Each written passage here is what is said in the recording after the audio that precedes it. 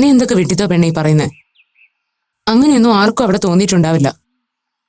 ഡോക്ടറെയും ഡെയ്സിയാന്റെയും കുറിച്ചൊക്കെ നീ അങ്ങനെയാണോ കരുതിയിരിക്കുന്നത്? ഈ ഒരു പ്രശ്നത്തിന്റെ പേരിൽ പാവൻ ഡെയ്സിയാന്റി എന്തുമാത്രം വിഷമിക്കുന്നുണ്ടെന്ന് എനിക്കറിയാം.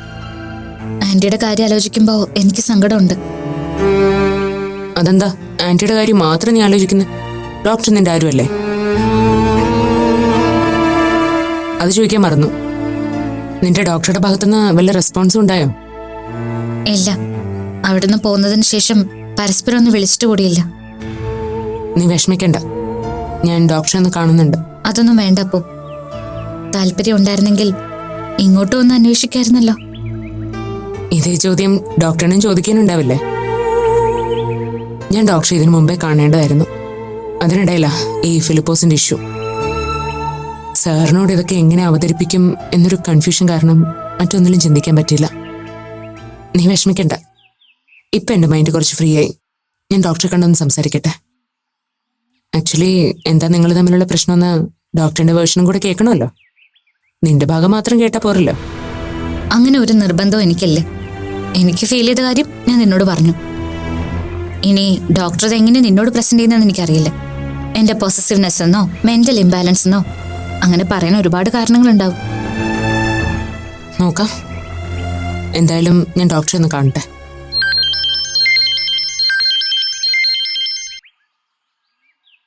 നന്ദൻ സാറാണല്ലോ. ഇതെന്താ പെട്ടെന്നൊരു വിളി? Hello sir. അപ്പോ വീടെത്തിയോ? ഇല്ല സർ, ഞാൻ മാളുവിൻ്റെ ഒപ്പോ. എന്താ വിളിച്ചേ? അപ്പുവിന്റെ ഡൗട്ട്സ് ശരിയാവാനുള്ള എല്ലാ സാധ്യതയും ഞാൻ കാണുന്നുണ്ട്. എന്തു പറ്റി സർ? അയാളുടെ പങ്കിനെ കുറിച്ച് എന്തെങ്കിലും? അതെ, അങ്ങനെ തന്നെ സംശയിക്കേണ്ടിയിരിക്കുന്നു. അപ്പോ ഇപ്പോ CAനെ കാണാൻ വന്നിരുന്നു. ആ ടിപ്പറിന്റെ ഡ്രൈവർ ആക്സിഡന്റിന് തൊട്ടുമുമ്പ് നടത്തിയ ഫോൺ കോൾസ് എല്ലാം ഒരേ നമ്പറിലേക്കായിരുന്നു. അതിന്റെ ഡീറ്റെയിൽസ് എടുക്കുന്നുണ്ട്. അതൊരു കൊട്ടേഷൻ സംഘമാണെന്ന നിഗമനത്തിലാണ് പോലീസ്. അതിനെക്കുറിച്ച് ഡീറ്റെയിൽ ആയി തന്നെ അന്വേഷണം നടക്കുന്നുണ്ട്. ഡ്രൈവർ ആരുമായിട്ടാണ് സംസാരിച്ചെന്ന് ഉടൻ തന്നെ കണ്ടെത്താനായേക്കും. അത് ഫിലിപ്പോസിന്റെ നമ്പർ തന്നെ ആയിരിക്കും സർ? ഒന്നുകിൽ അയാളുടെയോ അല്ലെങ്കിൽ അയാൾ കൃത്യം ഏൽപ്പിച്ച ആരുടെയെങ്കിലും നമ്പർ ആകാനാ സാധ്യതയെന്ന് CA പറയുന്നത്. ഏതായാലും അത് ഫൈൻഡ് ഔട്ട് ചെയ്ത് കഴിഞ്ഞാൽ ചിത്രം കുറച്ചുകൂടി തെളിയും.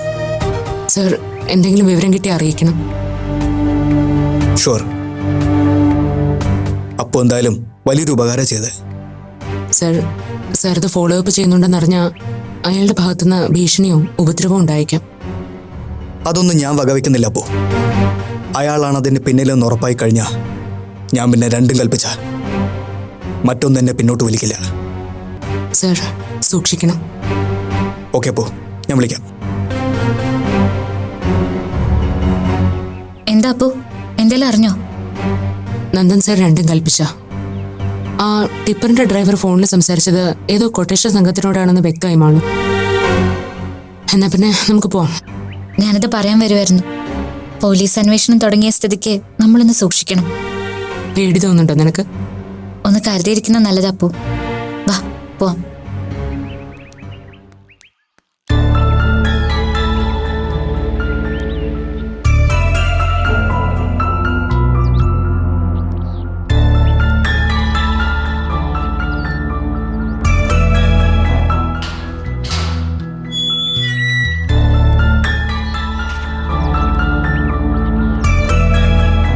നീ എവിടെയായിരുന്നു ഇതുവരെ?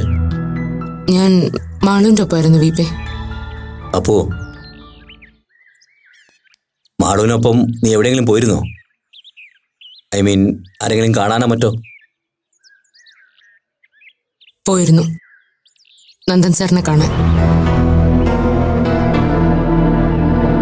അവിടെ പോയിട്ട് പ്രത്യേകിച്ച് എന്തെങ്കിലും കാര്യം ഉണ്ടായിട്ടാണോ, അതോ നന്ദനെ വെറുതെ കാണാൻ പോയതാണോ?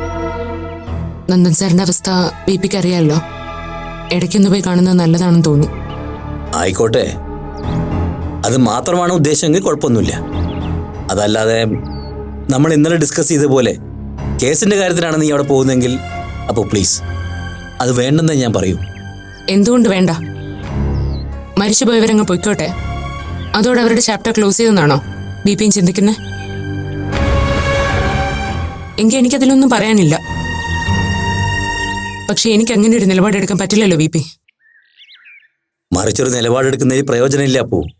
പ്രയോജനം ഇല്ലെന്ന് മാത്രമല്ല, അത് നിനക്കും ആ കേസുമായി ബന്ധപ്പെട്ട് നിൽക്കുന്നവർക്കും കൂടുതൽ അപകടം ഉണ്ടാക്കി വെക്കുകയുള്ളൂ.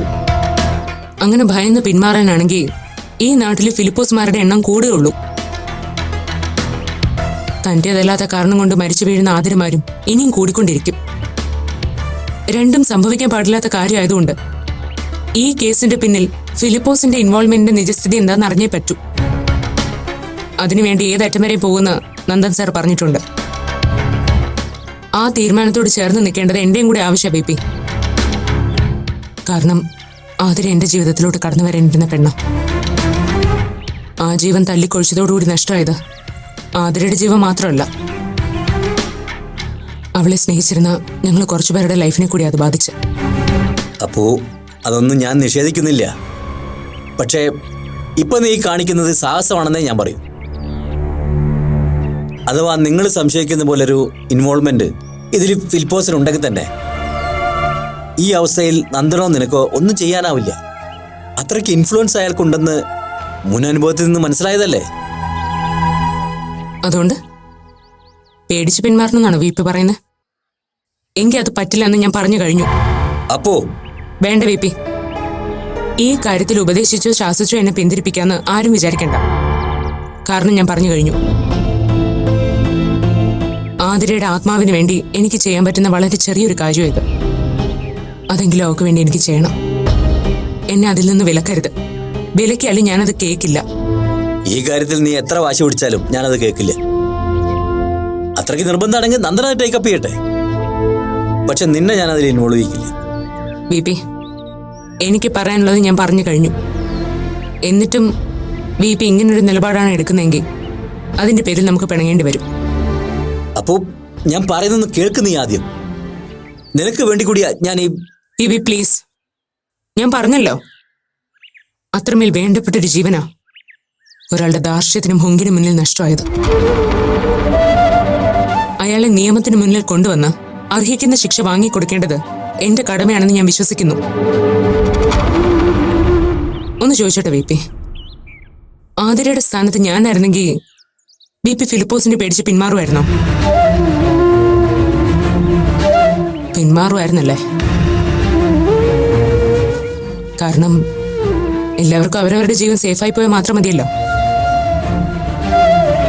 കഷ്ടോ VP പിള്ളേരാള് ഇങ്ങനൊന്നും ചിന്തിക്കാൻ പാടില്ല. നന്ദൻ സാറിന്റെ കൂടെ നിൽക്കണമെന്ന് ഞാൻ പറയില്ല. പക്ഷെ കൂടെ നിൽക്കാൻ മനസ്സുള്ളവർ അധികം തടയാതിരിക്കുമെങ്കിലും വേണം. കാരണം ഇന്ന് VP ഈ വീട്ടിൽ സുരക്ഷിതനായി ഇരിക്കുന്നുണ്ടെങ്കിൽ അതിനൊരു കാരണക്കാരൻ നന്ദൻ സാർ കൂടിയാ. VP അത് മറന്നിട്ടുണ്ടാവും. ഞാൻ പറഞ്ഞ സത്യമാണോ അല്ലയോ നമ്മയോട് ചോദിച്ചാൽ മനസ്സിലാവും.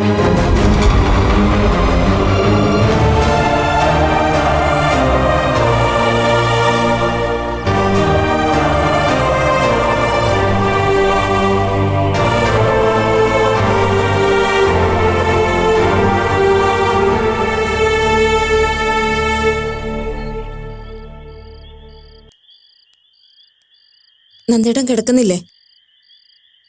ശേഖരമാമൻ ഇതുവരെ വന്നില്ലല്ലോ. അച്ഛൻ ഇങ്ങ് വന്നോളൂ. അവിടെ നിന്ന് ബസ് കിട്ടിയപ്പോ വിളിച്ചതല്ലേ. ഇങ്ങ് വരാൻ നേരെ ആവുന്നതേ ഉള്ളൂ. അച്ഛനെ കാത്തിരുന്ന് നന്ദേട്ടൻ ഉറക്കളയണ്ട. വന്ന് കിടക്കാൻ നോക്ക്. എന്തായാലും ഇതുവരെ ആയില്ലെന്നുള്ള മാമൻ വന്നിട്ട് കിടക്കാം. എന്നാ രാത്രിയിലത്തെ മരുന്ന് കഴിക്ക്. ഇപ്പൊ തന്നെ ഭക്ഷണം കഴിച്ചിട്ട് കുറച്ചു നേരം ആയില്ലേ? കുറച്ച് കഴിയട്ടെ. ഇപ്പൊ കഴിച്ചാ ഞാൻ ചിലപ്പോൾ ഉറങ്ങിപ്പോവും. അതിനെന്താ കുഴപ്പം? നല്ല ഉറക്കം കിട്ടാനല്ലേ മരുന്ന് കഴിക്കുന്നത്. നിള, ഞാൻ നിന്നോട് വളരെ സീരിയസ് ആയിട്ടൊരു കാര്യം പറഞ്ഞിട്ട് അതിനെക്കുറിച്ച് നീ ഒന്നും പറഞ്ഞില്ലല്ലോ. ഇവിടുന്ന് തിരിച്ചു പോകുന്ന കാര്യല്ലേ? അതിന്റെ മറുപടി ഞാൻ അപ്പൊ തന്നെ പറഞ്ഞതാണല്ലോ. അതൊന്നുകൂടെ ആലോചിക്കണമെന്ന് ഞാനും പറഞ്ഞതാണല്ലോ. അതൊന്നല്ല, ഒരു 100 വട്ടം ആലോചിച്ചാലും എന്റെ മറുപടി ഇത് തന്നെയായിരിക്കും നന്ദേട്ട. ഞാൻ പറഞ്ഞിട്ടുണ്ടല്ലോ, മറ്റൊന്നും പ്രതീക്ഷിച്ചല്ല ഞാൻ ഇവിടെ നന്ദേട്ടനൊപ്പം നിൽക്കുന്നതെന്ന്. ഒരിക്കലും ഞാൻ അക്കാര്യം പറഞ്ഞ് നന്ദേട്ടനെ ബുദ്ധിമുട്ടിക്കേയില്ല. പക്ഷേ നന്ദേട്ടൻ ആരോഗ്യം വീണ്ടെടുത്ത് സ്വന്തം കാലിൽ നിൽക്കുന്നത് വരെ ഞാനും അച്ഛനും ഇവിടെ തന്നെ ഉണ്ടാവും. ദൈവത്തെ ഓർത്ത് അത് വിലക്കരുത്. അതല്ല നിള, എന്നോടുള്ള ശത്രുത കാരണം ജീവൻ നഷ്ടപ്പെട്ടത് പാവം ആതിരയ്ക്ക. ആ അവസ്ഥ നിനക്കോ മാമനോ ഉണ്ടാവരുത്. നന്ദൻ വീണ്ടും ഒരു യുദ്ധത്തിനൊരുങ്ങാണ്. എന്റെ ആദരമുള്ള ജീവൻ എടുത്തവർക്കെതിരെ. കൊല്ലാനും മടിക്കാത്തവരോടുള്ള ഈ യുദ്ധത്തിൽ ഇനിയും നഷ്ടങ്ങൾ ആവർത്തിക്കരുതെന്ന് എനിക്ക് നിർബന്ധമുണ്ട്. അതുകൊണ്ടാ നിന്നോടും മാമനോടൊക്കെ നാട്ടിലേക്ക് മടങ്ങി പോയിക്കോളാൻ ഞാൻ പറയുന്നത്. അതേപോലെ ഇനിയും നഷ്ടങ്ങൾ ഉണ്ടാവരുതെന്ന് എനിക്കും അച്ഛന് ആഗ്രഹമുണ്ട്. അതെന്താ നന്ദേട്ട മനസ്സിലാക്കാത്തത്? നോക്ക് നന്ദേട്ട, ജീവിതത്തിൽ ഒരുപാട് സഹിച്ചവളാ ഞാൻ. ഇനിയൊരു വിവാഹ ജീവിതം സ്വപ്നം കണ്ടെന്നുമല്ല ഇവിടെ നിൽക്കാനും നന്ദേട്ടനെ പരിചരിക്കാനും ഇറങ്ങി പുറപ്പെട്ടത്. ഈ മനസ്സിന്റെ നന്മ എന്താന്ന് അറിഞ്ഞിട്ട് തന്നെയാ. ഞാനോ അച്ഛനോ ജീവിച്ചിരിക്കുമ്പോ നന്ദേട്ടൻ ആരുമില്ലാത്ത ഒരു അനാഥനെ പോലെ ഇവിടെ കിടന്ന് നരയിക്കുന്നത് ഓർക്കാൻ കൂടി ഞങ്ങൾക്ക് പറ്റില്ല.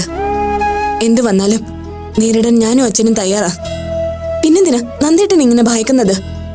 അതല്ല നിള, എന്നെ നിശബ്ദനാക്കാൻ ഫിലിപ്പോസ് ഇനിയും പലതും ആസൂത്രണം ചെയ്തേക്കും. അറിഞ്ഞോ അറിയാതെയോ എനിക്ക് വേണ്ടപ്പെട്ടവർ. അറിഞ്ഞാണെങ്കിലും അറിയാതെയാണെങ്കിലും ആ വലയിൽ ഈശ്വരൻ ഇനി നമ്മളെ പെടുത്തില്ല. ഇനി വലയിലാകാൻ പോകുന്നത് ഇതൊക്കെ ആസൂത്രണം ചെയ്തവർ തന്നെയായിരിക്കും.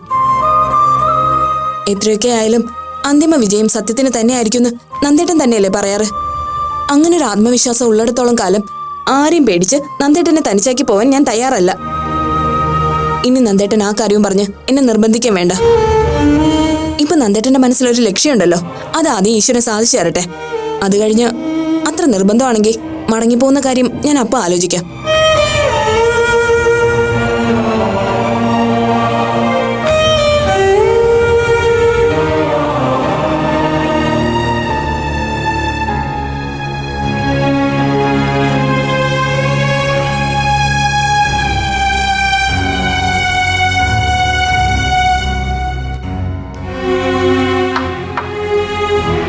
അപ്പു പിന്നെ തന്നോട് വല്ലതും പറഞ്ഞോ? VP അപ്പുവിനെ ഓരോന്ന് പറഞ്ഞ് പിന്തിരിപ്പിക്കാൻ ശ്രമിച്ച കാര്യം പറഞ്ഞു. പക്ഷേ അപ്പു അതിനൊട്ടും വില്ലിങ്ങാവെന്ന് എനിക്ക് തോന്നുന്നില്ല. വില്ലിങ് അല്ല പോലും. അതിന്റെ കോൺസിക്വൻസസ് എന്തൊക്കെയാണെന്ന് തനിക്കൂടൊന്ന് പറഞ്ഞു കൊടുക്കായിരുന്നില്ലേ ഗീത? ഞാൻ അങ്ങനെ ചെയ്യാതിരിക്കുന്ന VPക്ക് തോന്നുന്നുണ്ടോ?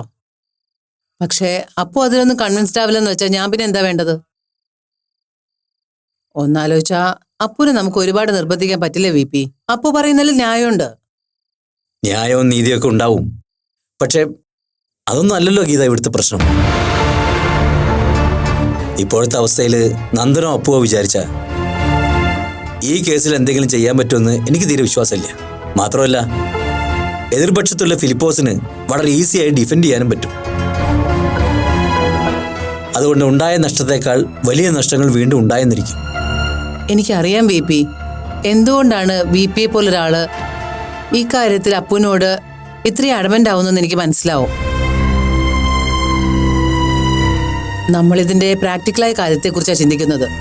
പക്ഷെ അപ്പു നന്ദനും ഒക്കെ ഇതിനെ ഇമോഷണലി അപ്രോച്ച് ചെയ്യുന്നത്. അതിനവരെ ഒരു പരിധിക്കപ്പുറം കുറ്റം പറയാനും പറ്റില്ല. ആതിരയുടെ നഷ്ടം ഏറ്റവും കൂടുതൽ ഒലിച്ചു കളഞ്ഞത് അവരെയാണല്ലോ. ഞാൻ ആലോചിച്ചിട്ട് ഈ കുരുക്കിന്ന് രക്ഷപ്പെടാൻ സാധ്യമായ ഒരു വഴിയുള്ളൂ. തൽക്കാലം അപ്പുവിനെ ഈ അന്തരീക്ഷത്തിൽ നിന്ന് കുറച്ചു കാലത്തേക്കൊന്ന് മാറ്റി നിർത്തുക. മാറ്റി നിർത്താന്ന് വെച്ചാൽ അതെങ്ങനെയാ?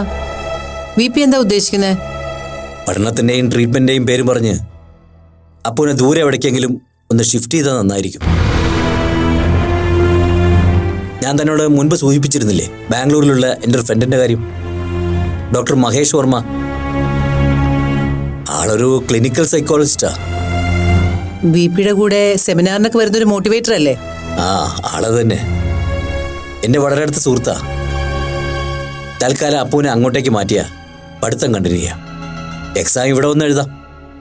ഒപ്പം ട്രീറ്റ്മെൻറ്റും അവിടെ തന്നെ ആവാം. ഡോക്ടർ അരവിന്ദിന്റെ കയ്യിൽ നിന്ന് കേസ് സമ്മറി വാങ്ങിയ മഹേഷിന്റെ കെയർ ഓഫ് തന്നെ അവിടെ നല്ലൊരു സർജനെ കണ്ടെത്താവുന്നേ ഉള്ളൂ. ഇനിയിപ്പോൾ IASനുള്ള കോച്ചിങ്ങിനാണെങ്കിലും ഹയർ സ്റ്റഡീസിനാണെങ്കിലും അവിടെയോ അല്ലെങ്കിൽ അപ്പുവിന്റെ ആഗ്രഹം പോലെ എബ്രോഡിലെ കണ്ടിന്യൂ ചെയ്യാമല്ലോ. നമുക്ക് വേണമെങ്കിലും ബാംഗ്ലൂർക്ക് ഷിഫ്റ്റ് ചെയ്യുന്ന കാര്യം ആലോചിക്കാം. എന്തു പറയുന്നു? ഒക്കെ ശരി തന്നെ, നടന്ന നല്ല കാര്യമാണ് VP. പക്ഷേ അപ്പോൾ സമ്മതിക്കുന്നുള്ള കാര്യത്തിൽ എനിക്ക് നല്ല ഡൗട്ടുണ്ട്. അപ്പുവിന് നല്ലതിന് വേണ്ടിയല്ലേ ഞാൻ ഈ ഓപ്ഷൻ കാണുന്നത്. ഇനിയിപ്പോ സംശയിച്ച് നിന്നിട്ടൊന്നും കാര്യമില്ല ഗീത. അപ്പുവിനെ കൊണ്ട് എങ്ങനെയെങ്കിലും ഇത് സമ്മതിപ്പിച്ചേ പറ്റൂ. ഇവിടെ നിന്നാ അപ്പുവിന്റെ ഭാവി അപകടത്തിലാവുന്ന എനിക്കിപ്പോ നല്ല ടെൻഷനുണ്ട്. ഞാൻ എന്തായാലും മഹേഷായിട്ടൊന്ന് സംസാരിക്കട്ടെ. ആദ്യം അയാളുടെ അഭിപ്രായം അറിയണല്ലോ. മഹേഷ് എല്ലാം ഓക്കെ പറയുകയാണെങ്കിൽ എത്രയും പെട്ടെന്ന് തന്നെ അപ്പുവിനെ നമ്മൾ ഇവിടുന്ന് മാറ്റും. അത് ഉറപ്പാ.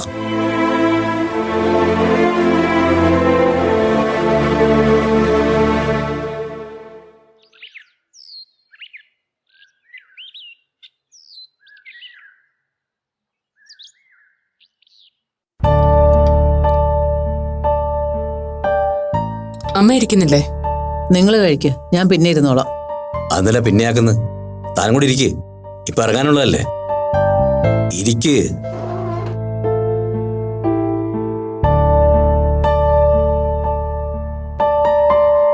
ഇന്ന് അപ്പുവിന് പ്രത്യേകിച്ച് എന്തെങ്കിലും പ്ലാൻ ഉണ്ടോ? ഐ മീൻ എവിടേക്കെങ്കിലും പോകാൻ പറ്റോ വേണോ? ഇതുവരെ ഒന്നും തീരുമാനിച്ചിട്ടില്ല. എന്താ വീപ്പി ചോദിച്ചേ? കാര്യമുണ്ട്. നിന്റെ കാര്യത്തില് നല്ലൊരു ഓപ്പർച്യൂണിറ്റി വന്നിട്ടുണ്ട്. അതിനെപ്പറ്റി വളരെ സീരിയസ് ആയിട്ട് നമുക്കൊന്ന് ആലോചിക്കണം. ഓപ്പർച്യൂണിറ്റി എന്നതുകൊണ്ട് എന്താ വീപ്പി ഉദ്ദേശിക്കുന്നത്? അതൊക്കെ അല്പം ഡീറ്റെയിൽ ആയിട്ട് പറയാനുള്ളതാ. അത് പിന്നീടാവാ. ഇപ്പോ ഞാനൊരു ക്ലൂ തരാം.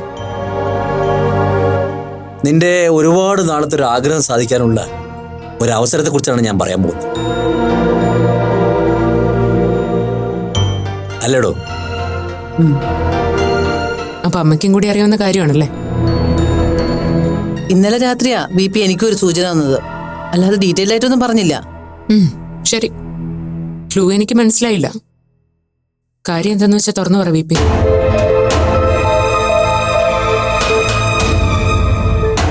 നിന്റെ ഏറെ നാളായുള്ളൊരു ആഗ്രഹമല്ലേ എബ്രോഡിലെ ഹയർ സ്റ്റഡീസ് എന്നുള്ളത്. അതിനുള്ളൊരു അവസരം ഒത്തു വന്നിട്ടുണ്ട് ഇപ്പോ. ഇപ്പോഴോ? അതിന് ആദ്യം ഗ്രാജുവേഷൻ കംപ്ലീറ്റ് ചെയ്യണ്ടേ? ഇപ്പോഴെന്ന് പറഞ്ഞ സമീപഭാവിയിൽ തന്നെ എന്നാണ് ഞാൻ മീൻ ചെയ്തത്. ഗ്രാജുവേഷൻ കംപ്ലീറ്റ് ചെയ്തതിനെ കുറിച്ചൊന്നും നീ ടെൻഷൻ ആവണ്ട. അത് നീ എവിടെയായാലും നിനക്ക് ഇവിടെ ഒന്ന് എഴുതാലോ. ഒന്ന് തെളിച്ചു പറ വീപ്പി. വീപ്പി എന്തോ ഹൈഡ് ചെയ്യുന്നുണ്ടല്ലോ. ഞാൻ ക്ലിയർ ചെയ്യാം. നിന്നെ ഞങ്ങൾ ഒരു വർഷത്തേക്ക് ബാംഗ്ലൂർക്ക് വിടുകയാണ്. ഇപ്പൊ എന്തിനാ ബാംഗ്ലൂരിലോട്ട് വിടുന്നതിനെ പറ്റി അർജന്റായിട്ട് ആലോചിക്കുന്നു? ബിപിക്ക് അവിടെ എന്തെങ്കിലും സ്റ്റാർട്ട് ചെയ്യാനുള്ള ഉദ്ദേശമുണ്ടോ? ഉടനെ ഇല്ല, എന്നാലും അങ്ങനെ ഒരു പ്ലാൻ മനസ്സിലുണ്ട്. എൻ്റെ ഒരു ഫ്രണ്ട് അവിടെ ഉണ്ട്, ഡോക്ടർ മഹേഷ് വർമ്മ. ആളവിടുത്തെ ഒരു ലീഡിങ് ക്ലിനിക്കൽ സൈക്കോളജിസ്റ്റും മോട്ടിവേറ്ററും ഒക്കെയാണ്. 2 ദിവസം മുമ്പ് മഹേഷ് എന്നെ വിളിച്ചിരുന്നു. അപ്പോൾ ഞാൻ നിന്റെ കാര്യമൊക്കെ ഒന്ന് ബ്രീഫ് ചെയ്തു. അപ്പോൾ ആളെന്നോട് പറയാ, ഒന്നുകൊണ്ട് പേടിക്കണ്ട, അപ്പൂനെ എങ്ങോട്ട് വിട്ടേക്ക്, ബാക്കിയൊക്കെ ഞാൻ നോക്കിക്കോളാന്ന്. മഹേഷാണ് എന്നോട് അബ്രോഡിലെ സാധ്യതകളെ കുറിച്ചൊക്കെ പറഞ്ഞത്.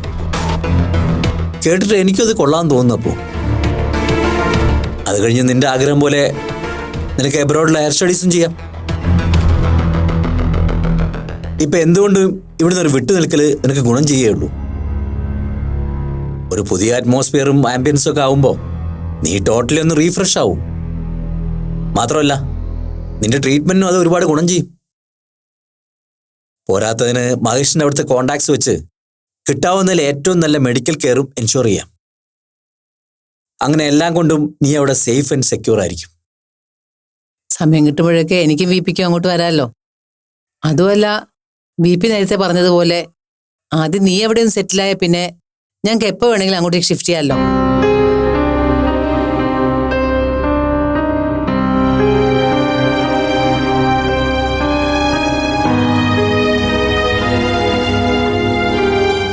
അപ്പൊ ഒന്നും പറഞ്ഞില്ല.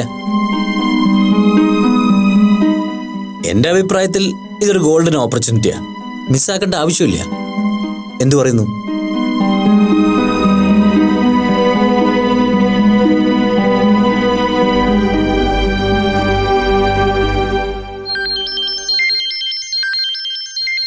ആരാ അപ്പു? അമലേച്ചിയാ, ഒരു മിനിറ്റ്. ഹലോ. ആ ഇല്ലേച്ചി പറഞ്ഞോളൂ. കേട്ടിട്ട് അപ്പോൾ ഇത് അക്സെപ്റ്റ് ചെയ്യുന്നു തോന്നുന്നു അല്ലേ?